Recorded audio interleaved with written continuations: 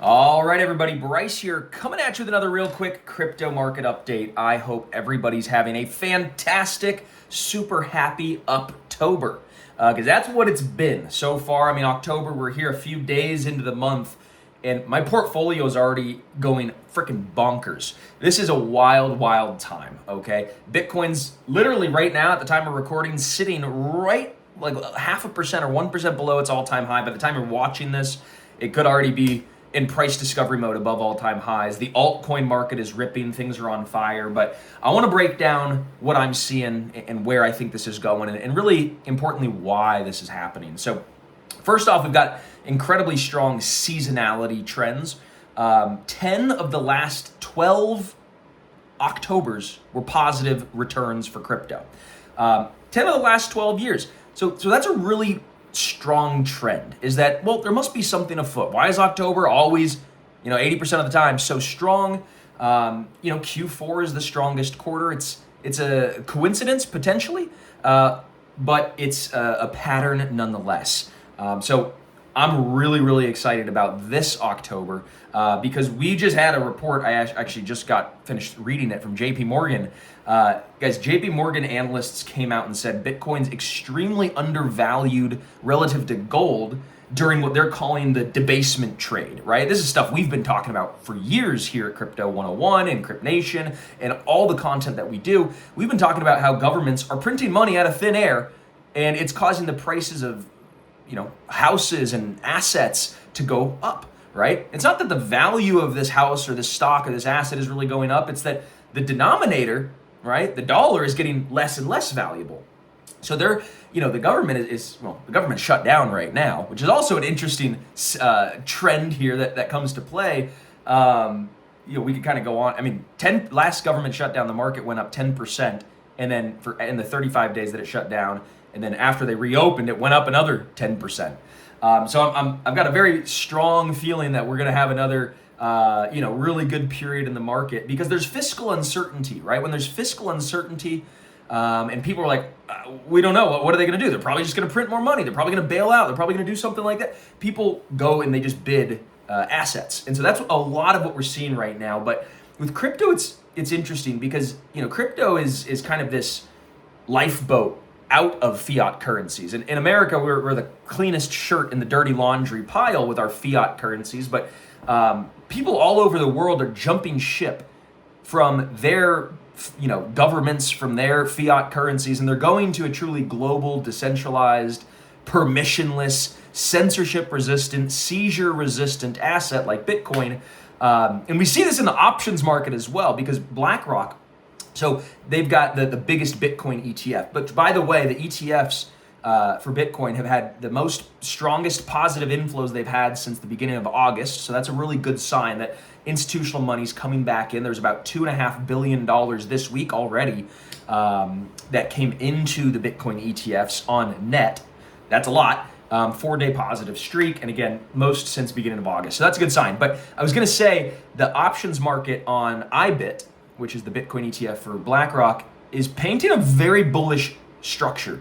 If you look at the options open interest by strike price, you'll notice a huge amount of call options have traded hands for the $100 strike price for the IBIT.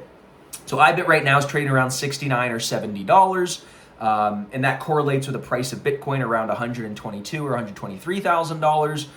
But it's got a fixed ratio. So $100 per IBIT would equal about $175,000 per Bitcoin. So this is a bold call, but I think we're going to get there to $175,000 by the end of the year. But we could even get there within the next 6 weeks. Okay, there's an insane amount of open interest at that $100 price point for the IBIT options, and that is an attractor. Okay, that's like a market. It's got mass, and so mass has gravity, so it attracts price. It's like volume, right? Why we always look at our key volume levels, because where there's a lot of shares or coins that trade hands, this is a really important place to pay attention to. So bold call, you heard it here first. Because of the option structure on IBIT, we're looking at $175,000 per Bitcoin this year. And I think in that world, when Bitcoin does eventually crack that all-time high and go into price discovery mode, altcoins are just going to go, completely bonkers.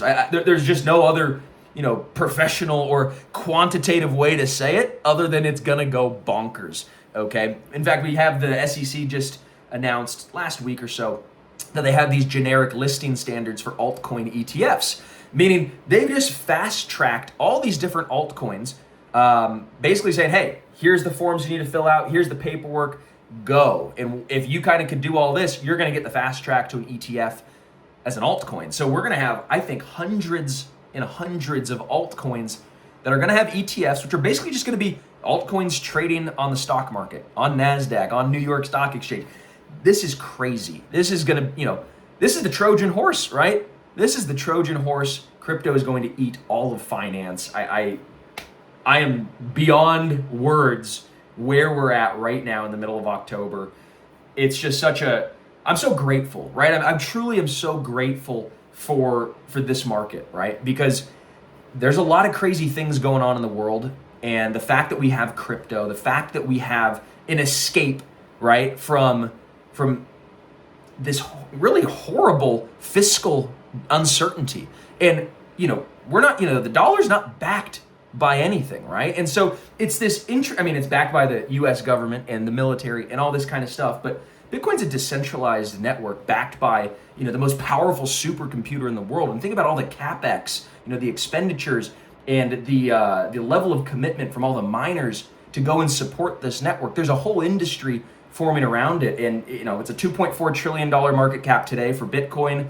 Gold's around, I think, 24 trillion. So we still got a long ways to go with Bitcoin. But again, I think the most exciting thing is that once Bitcoin kind of gets into that arc, there's that arc, that parabolic arc, there's just going to be so many just incredible pumps in the altcoin world. And that's what I'm here for. Bitcoin's, going up 2 to 5 times. Like, that's really good. But in that world where Bitcoin goes up 2 to 5 times, I think there's going to be altcoins that go up 100 times or more. So that's what me and my team are focused on day in and day out. There's a lot of good setups here. So hopefully you've been following along with a lot of our trades and calls. That's your market update. We'll see you guys again soon. Take care.